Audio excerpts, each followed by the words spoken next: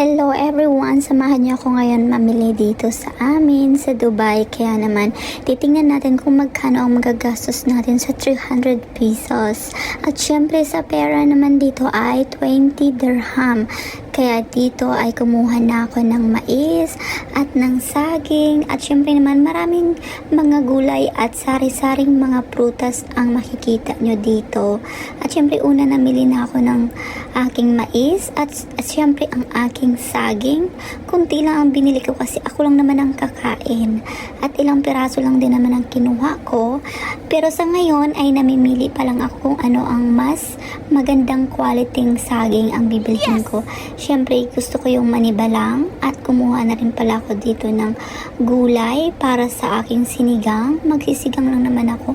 Pero nakita ko nga itong pechay ay lanta na at syempre kumuha ako ng coriander para sa aking itlog bukas na lulutuin. Namimili pa ako dahil yung iba ay lanta na guys. Hindi ko alam kung alin dito ang pupulutin ko dahil sobrang dami. Ano nga tong tawag? Parang spinach siya. Kumuha na rin ako niyan dalawa para sa sinigang ko dahil meron na nga akong isda. Siyempre, kumuha ako ng dahon para naman makulay ang buhay ng aking isda na kakainin. Dahil ang aking isda ay salmon, gusto ko sana ay maraming gulay dahil pampahaba ng buhay pag maraming mga dahon-dahon. At nandito na rin ako sa mga fruits. Makikita nyo dyan ang iba't ibang variety ng saging. Nakita akong malunggay dito sa itaas, pero hindi ko pa kailangan. Nakita ko nga mas mura din to siya, parang around 3 dirham lang guys. Pero hindi ako kumuha nun kasi hindi ko na kailangan. Kumuha na kasi ako ng spinach.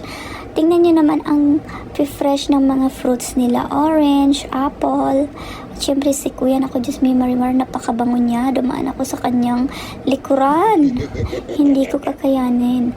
Ang dami ring mapagpilian ng mga gulay dito, mga dahon-dahon, kamuting kahoy, kamuting bagin, sibuyas, bawang, at syempre yung sa itaas, parang, ano ba tawag nito? Ito ay parang gabi, pero para siyang wild. Hindi ko naman alam tawag ditong gulay na ito dahil hindi ko talaga siya kilala.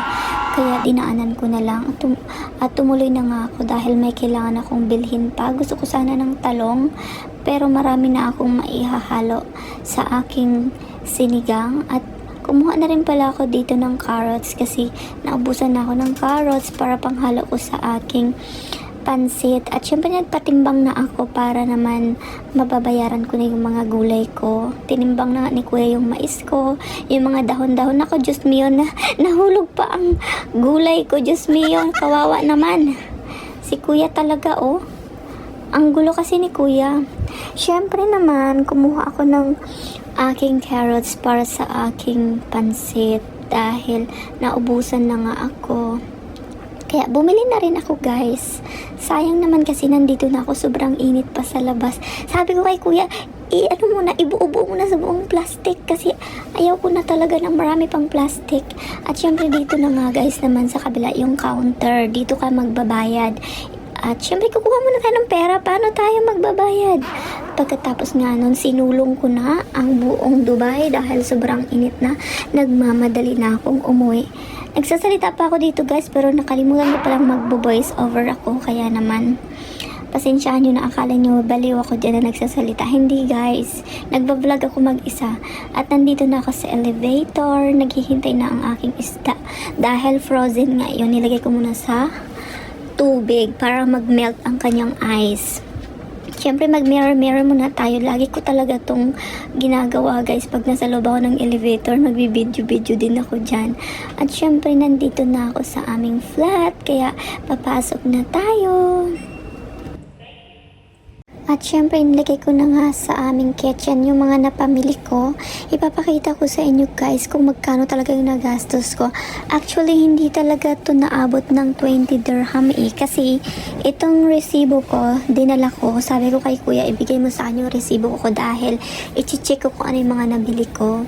Pero guys, nung na-check ko nga, 18.50 lang yung nagastos ko. So, hindi siya umabot ng 300 pesos. Okay? Hindi siya umabot ng 20 dirham. O nakita nyo naman, 18.50. At syempre, siguro itong kangkong ko, 100 years old na ito guys. Kaya naman, itatapon ko na, hindi ko na magagamit to. Sayang din. Gusto ko sana tong ihalo sa sinigang pero wala na. Gutay-gutay na. Bulok na.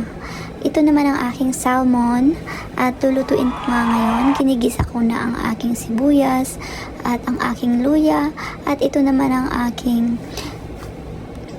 kamatis. Dinudurog-durog ko kasi guys, mas masarap siya kapag mas maraming kamatis, mas malasa siya.